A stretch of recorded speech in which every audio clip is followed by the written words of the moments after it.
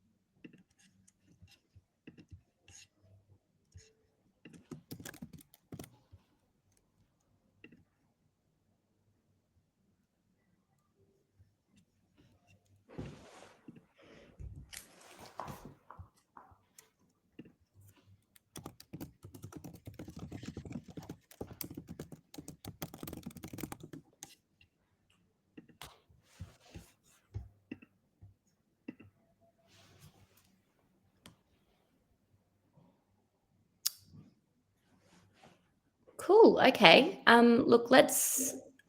Oh, I think our screen might have gone. Beautiful. Cool. Well, we might kick off. Thanks again, everyone, for joining us. I'm really excited to welcome you all to today's webinar, where we'll be considering the future of SEO and how brands can stay visible in the age of AI search. My name's Hannah Gibney. I am the new partnership lead at Inlight, and I'm really pleased to be facilitating today's session.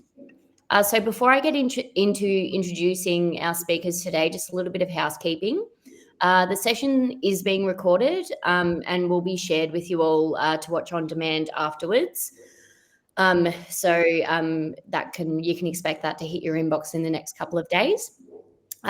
We strongly encourage you to send through your questions in the Q&A tab as we go along. We'll be pausing throughout to answer any questions that come up, and we've also saved some time at the end to go through any remaining queries that you might have. As well as the Q&A tab, you'll see the chat function that you're welcome to use. I mentioned for the first couple of attendees, feel free to say hi and let us know where you're joining from. So look, as you're probably all aware, today we're focusing on AI, SEO and visibility, looking at ways that brands can keep pace and will continue to grow as the search landscape evolves, as we know it's evolving quite rapidly.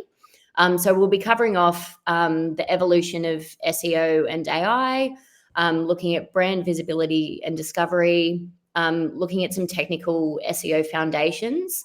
We'll also take a look at AI data from the Australian market, look at some future trends that we can potentially expect, and give you lots of practical steps you can take to set you up for success in this new order of AI search.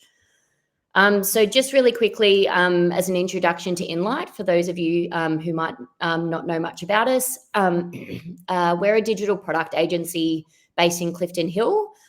We help leading brands in Australia build future-proof websites, apps, AI-powered experiences. We work with clients like BMW, TAC, Nando's, Host Plus, and Cancer Council Victoria, just to name a few of them. We're really fortunate today to have our partners at Optimising presenting their knowledge on this topic. They have years of experience helping brands evolve their online presence, and they're leading the charge into AI search. So from the Optimising team, we have the co-founders James and Daniel, along with Tom, who's the AI lead, and Dan, who's the SEO lead. We're just going to get started with a quick poll, and we're really keen to hear your thoughts on how prepared your organisation is for AI-driven search. I think Kat should put up the poll. Look, we'll go over those results a little bit down the track.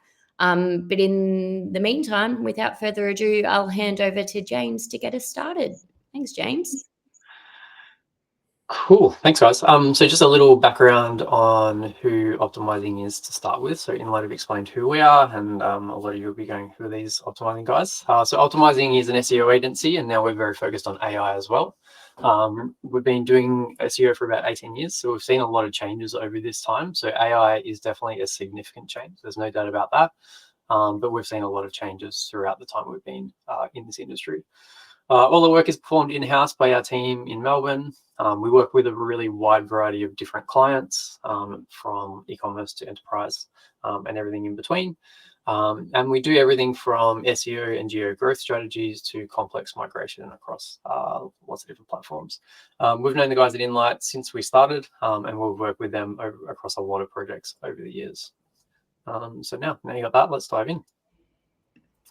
So AI search, the next chapter. So I've got the little intro bit for you. So what does this mean? What does SEO become? And how can you take advantage of AI within your business? So where is AI headed? So that's a really important question. So search isn't just Google anymore.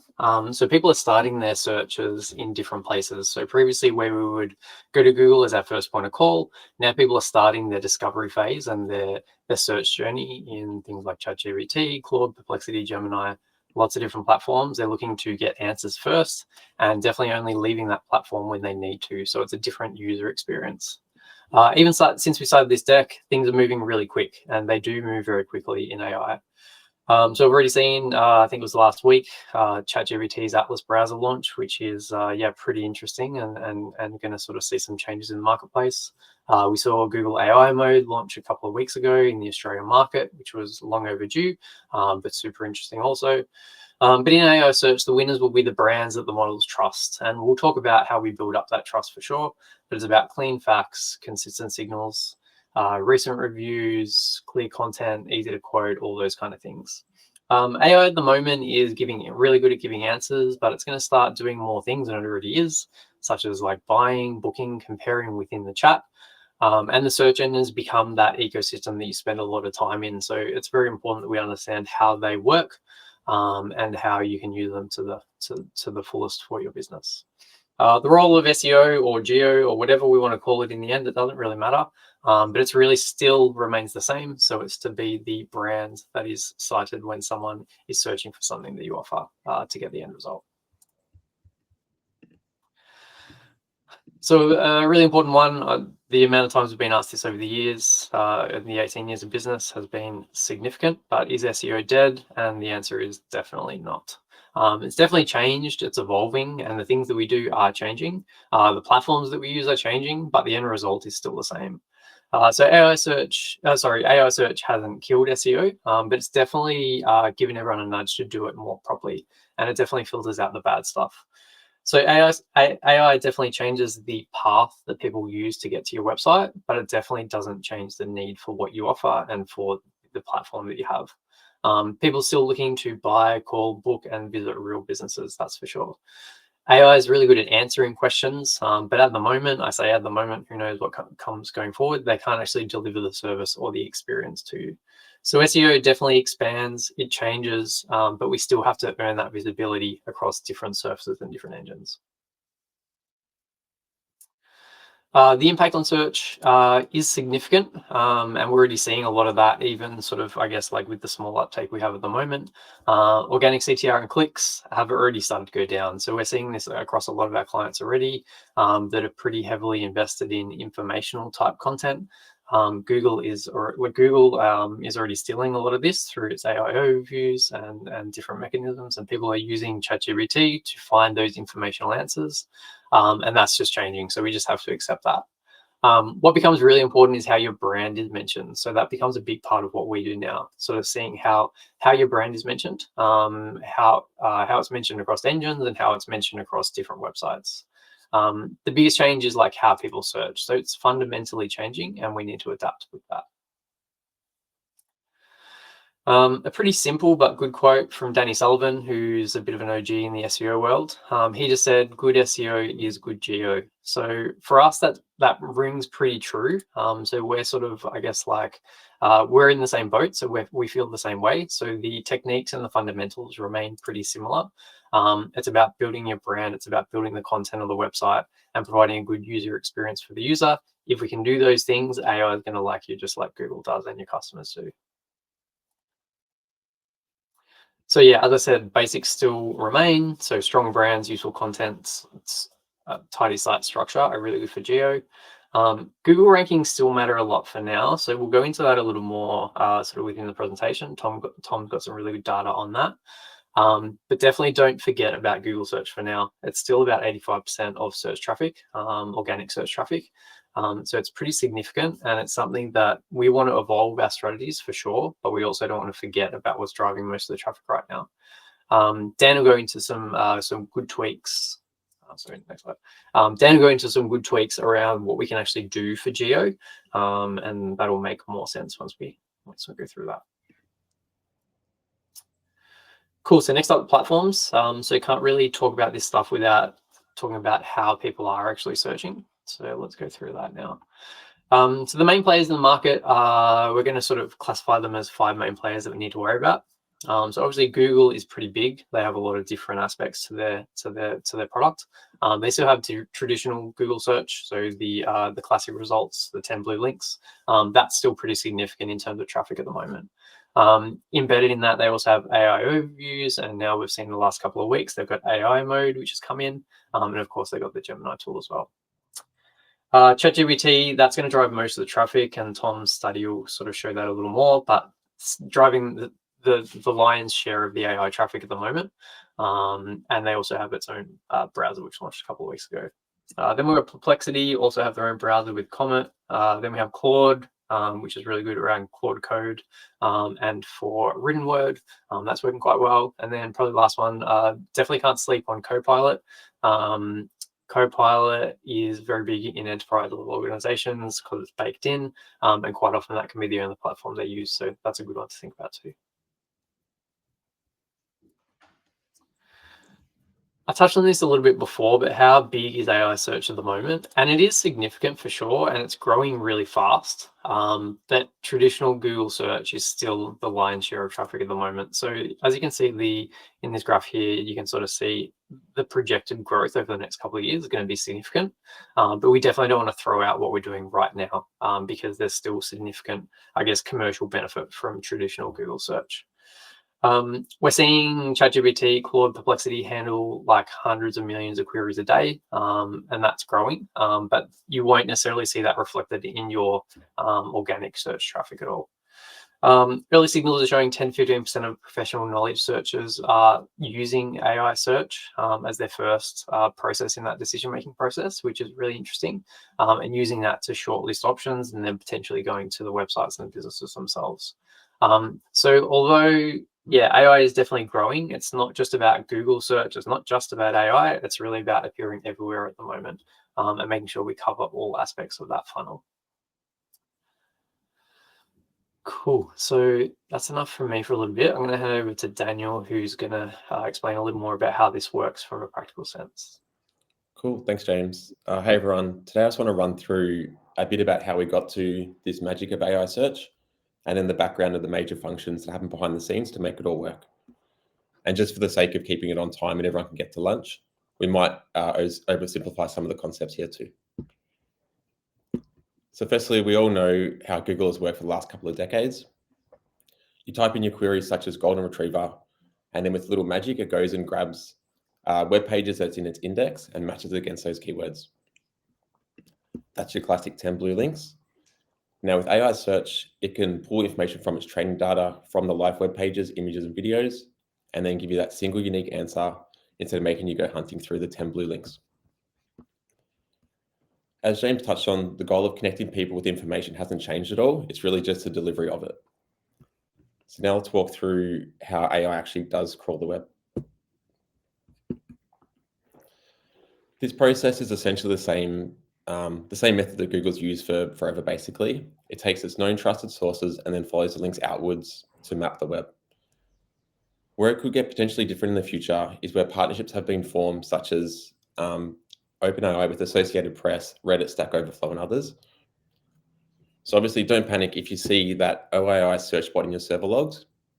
This is a good thing that your website has been discovered by one of the AI search bots. Next is how AI crawls for training data. So training data is just where your content's being used to train the latest algorithm. It's not inherently a bad thing, but it's also unlikely you're going to receive credit for it at any point.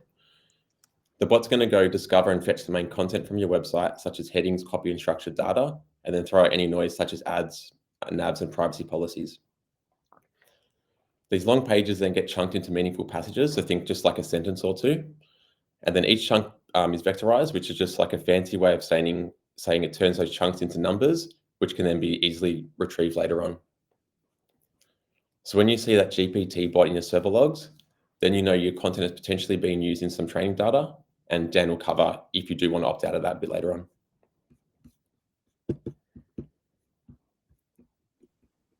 And then lastly, and probably most relevant for today, is how AI handles search.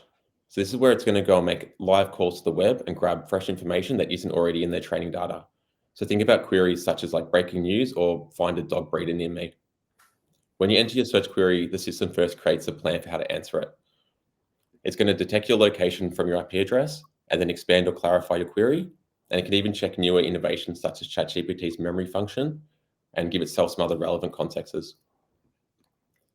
From there, it's going to go and make some calls to its search partners, which is officially just Bing at this stage. It's going to go grab the content from those pages, once again, drops out all of the noise, and it's going to go blend those live facts with its existing knowledge, re-rank all the information by relevance, freshness, and quality, and then finally give you that single grounded answer with all the citations you can go and verify yourself. And then this is where you're going to see that ChatGPT user in your server logs, which means you've officially been cited by an AI query. Cool. So I might throw back to Hannah if she wants to go to any questions. Yeah, great. Thanks, Daniel. Just quickly, I thought I'd run through the results of the poll, which are quite interesting in terms of the split. So just to remind you of the question, it was how prepared is your organization for AI-driven search? And we're seeing 50% sort of in the middle saying we're aware of the changes, but haven't started adapting it yet as part of our wider strategy. 29% have said we have a strategy in place and are actively optimizing it. And then 21% are saying we're still sort of learning what this means for our business. And no one said this is news to us. So hopefully the people online are in a good middle ground where they're aware of what's going on in this space, but hopefully some of this and what's to come will resonate with you. Cool. In terms of questions, we've got one that is how do we know if our brand or content is actually being cited by AI platforms like ChatGPT? Is there a good way to track this? I'll jump in here.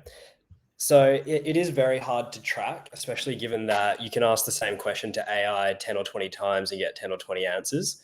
But there are new platforms emerging. One's called Weikai that will basically allow you to track your mentions across AI citations in Gemini, ChatGPT, Claude, and Perplexity. So that's something we've started investing in at Optimising to try and track that for AI-focused campaigns. Great, cool. We might leave questions there for now. Look, remember to send them through in the Q&A tab of the chat function, and we'll jump forward now. I think we're going on to you, Dan. Yep. Back to you. Awesome. So SEO and GEO moving forward. So I guess the big question out of all of this is how do we optimize for AI? And to put it simply, the goal is to be the source that AI can understand, trust, and quote. So in addition to the normal SEO things that contribute to GEO, you really want to ensure that you have a strong brand presence, that you allow AI bots to access your website. You ensure that AI bots can crawl and render your website, and you're ensuring that pages load fast on your website. So in terms of technical foundations. As I said before, you want to make sure that pages load fast, which means having a green score in Core Web Vitals on all key page templates. You want to make sure that your sitemaps are current and all pages are indexable, and that your canonicals and pagination are set correctly. In addition to this, you want to make sure that you have clear page titles and meta descriptions. Your internal links are working to surface priority pages. You're leveraging topic clusters, and you're ensuring that content answers real queries and content's kept fresh and up to date, which is super important because we know that AI is favoring fresh content. So it's probably definitely one to focus on out of that list. In terms of authority and trust, you want to attribute your content to real authors and use real authentic bios for your content. You want to have clear policies in terms of pricing, delivery returns, and privacy. And you want to include citable facts and references. You also want to focus on brand and local factors, such as having unique location pages with proof points, active reviews and coverage across relevant citations, and you want to earn as much coverage for PR as you can with data and through partners, as well as reclaim any unlinked mentions or broken links to your website. In terms of allowing AI bots to access your website, this one sounds pretty simple and easy, but platforms like Cloudflare, which I know is used by a lot of enterprise clients, that now by default will block or limit AI bots unless you opt out of that option. So we recently had a client at Optimising do a domain migration, and they've gone from a .au to a .com. And in doing that, they've created a new Cloudflare account, which by default has blocked all AI bots from accessing the website. So you definitely want to opt out of that, which comes with two options. One's to opt out of training data, and one is to opt out of all AI bot access to the website. At the very least, you want to allow ChatGPT user agents to access the website. But for best visibility, you want to allow all AI bot traffic. And if you're not using Cloudflare, you want to ensure that you don't have any robots.txt rules that are blocking AI crawlers.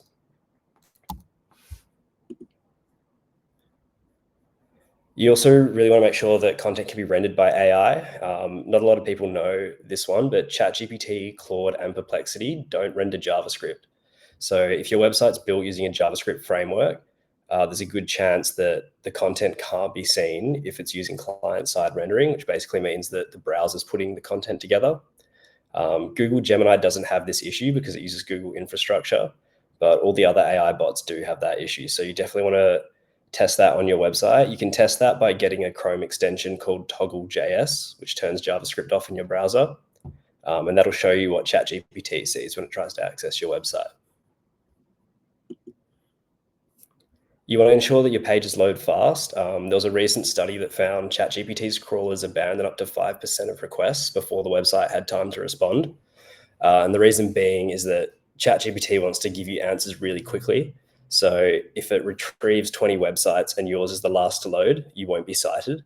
So in order to make sure that you're not forgotten about, you want to make sure that your server responds in under half a second and the main content loads in 2.5 seconds or less. In terms of optimizing content for AI, your page title and description are more important than ever.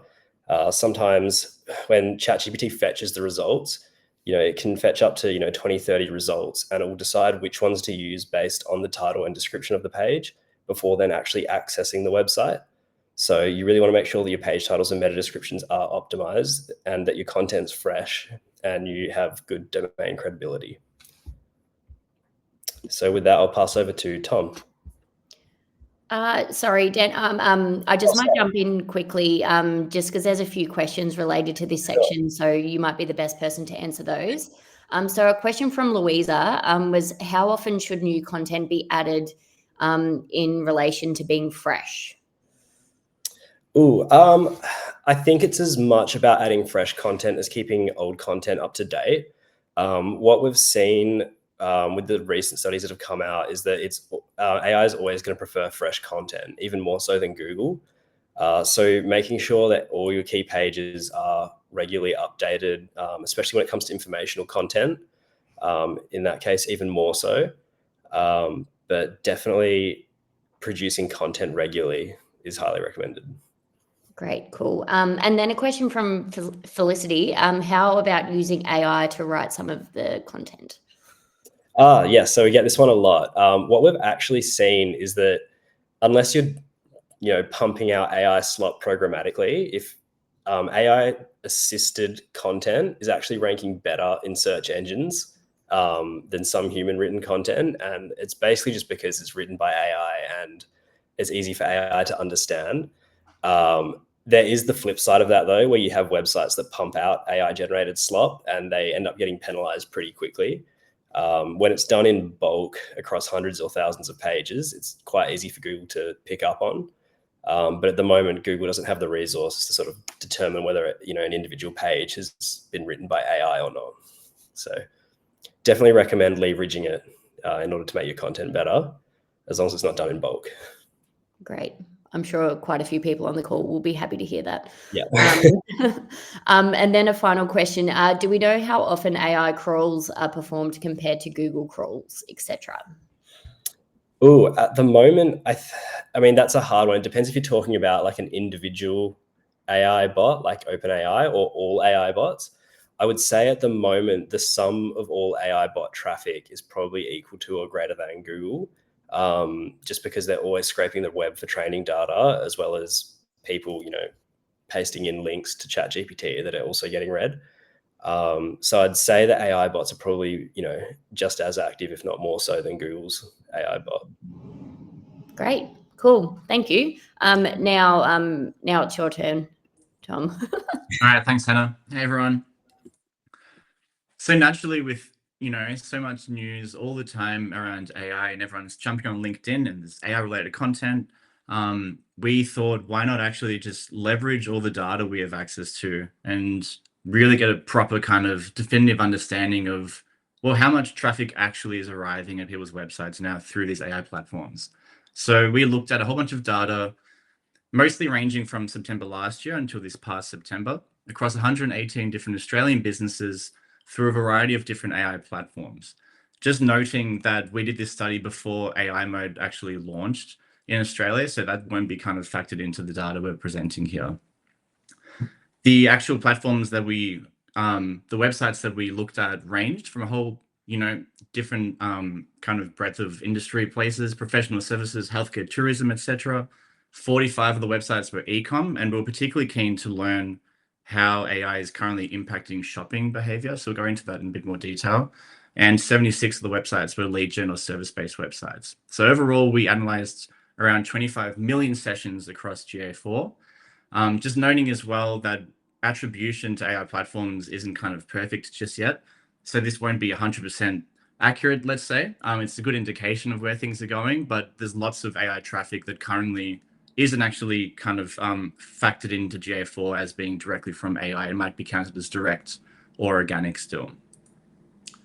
So just this graph here, what we're looking at here is the actual median change across the different projects that we're looking at and different GA4 properties compared to a September benchmark. So we looked at September 2024, and what we can see is a 1,200% average median increase in AI traffic year over year, which is huge. We're going to look at 3 months prior to this past September. That's a 50% median increase.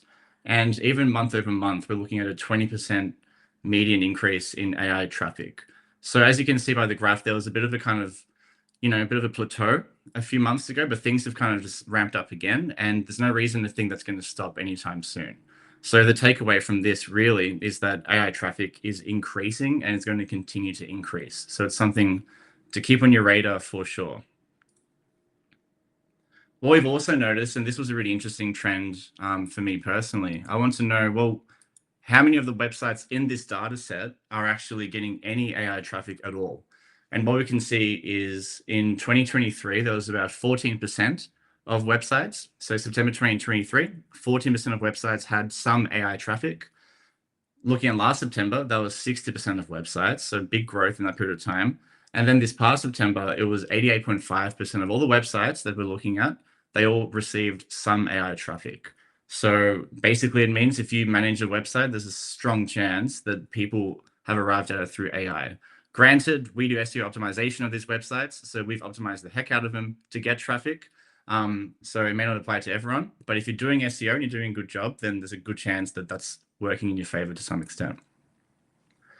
Now, looking at e-commerce data, so we basically took the data set and only looked at websites with e-com functionality.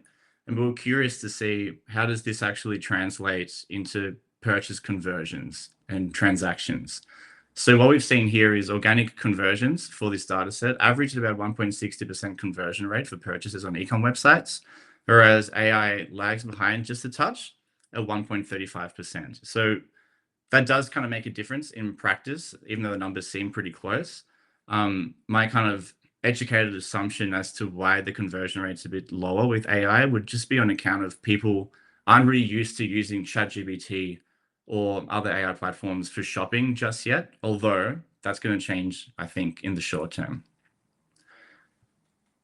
As was mentioned before by James, ChatGPT is by far the dominant AI platform when it comes to driving traffic to people's websites. So 90% of all the AI traffic that our websites received came from ChatGPT. That was followed by Perplexity, about 4%, Gemini at 2.5%.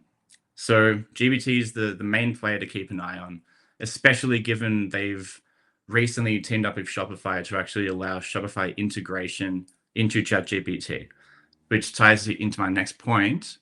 We can see here that GPT has the highest purchase conversion rate as well for e-com websites, followed by Perplexity again and Gemini. But, when you can actually use GPT to come across a product and, very quickly purchase that product, and the whole platform is kind of tailored towards buying and shopping and that kind of transactional focus, that's going to really kind of, in our opinion, lift the conversion rate through ChatGPT and just, make it a much more viable platform to actually kind of market your shop.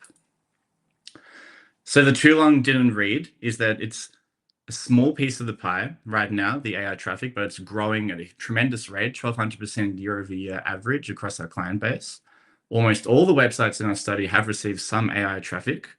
And it's worth noting, compared to other AI platforms, ChatGPT drives by far the most traffic, has a higher purchase rate, and that e-commerce purchase conversions are lagging behind organic for now, but that's due to increase, especially with all the movements in the industry taking place.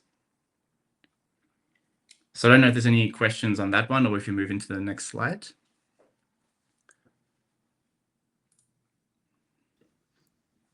Looks like you can go ahead, James. Crack on. Cool. So yeah, thanks, Tom. Anyone that's really interested in that data, we do have a more complete study that we'll be sort of releasing in the next sort of couple of weeks once we finalize that. If you'd like a copy or like to know more about it, feel free to find me on LinkedIn, and I'll make sure that you get that once it's all ready to go. Okay, cool. So now we've been through all that. We've talked about how it works, what we can do, what's happening at the moment, like what do we do next? So let's talk about the future. So basically for us, we're not throwing out everything just yet. So first off, like good SEO is still good geo. So we want to keep the same fundamentals. We want to keep doing the right things. We want to keep improving our websites. We want to keep improving our branding. And if we do the basics well, we're going to start showing up, and we're going to continue to show up everywhere. Second, we need to change a little bit about how we're thinking about what the outcomes that we're trying to achieve are. So what are the commercial outcomes we're trying to achieve? That remains the same, but how we get there is a little different. So we still want the leads, we still want the bookings, we still want the sales. The traffic is definitely going to increase, but the demand is still the same. So we just have to work out how we get to that end result. And third, like I said before, let's not forget about Google just yet. Still driving a lion's share of traffic. Obviously, AI is growing really fast, and will continue to grow fast. But yeah, we just want to sort of, I guess, hedge our bets until the full changeover happens.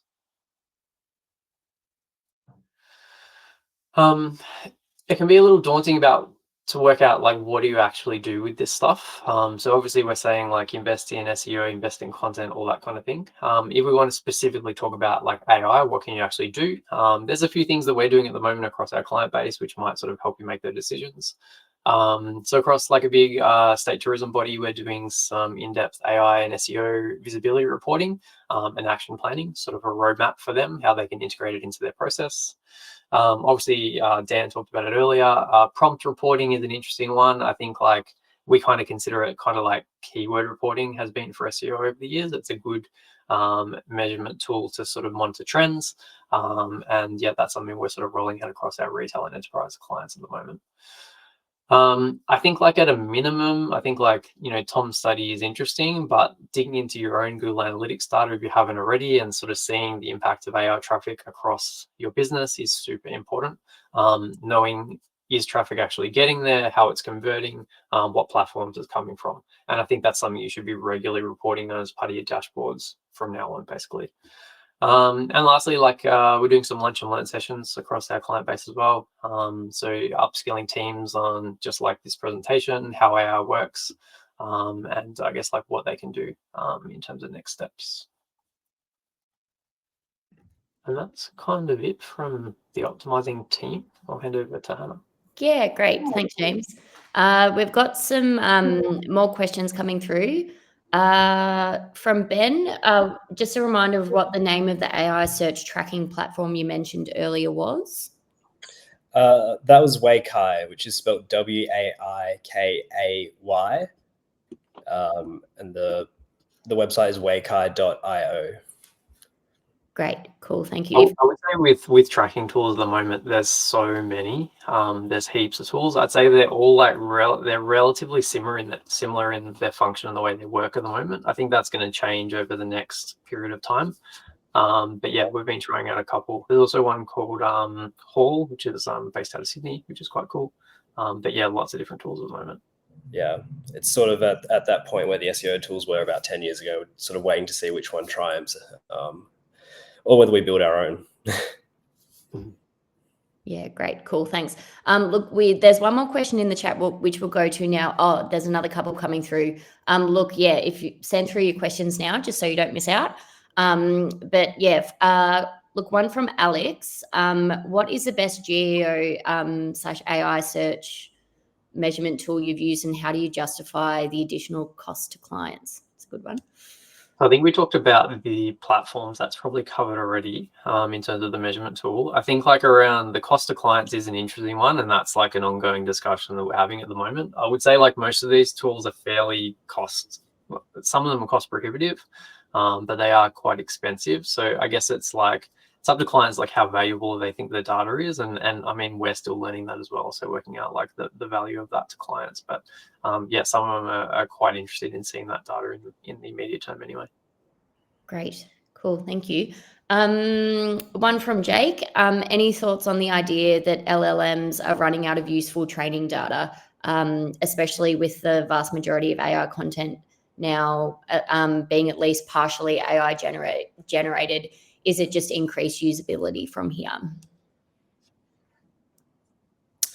So the question being whether AI training data, containing AI content is going to affect the quality of content?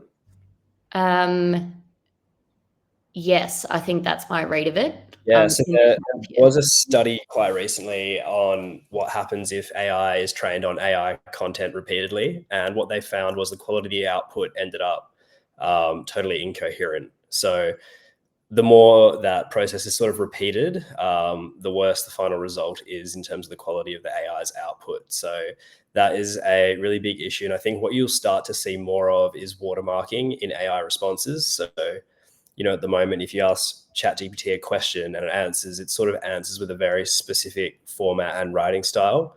So I think what we're going to see is a lot of AI platforms start to watermark their content so that when it comes time to train new models, they'll know what can be excluded and what can be included based on whether it's likely written by AI. Great, cool.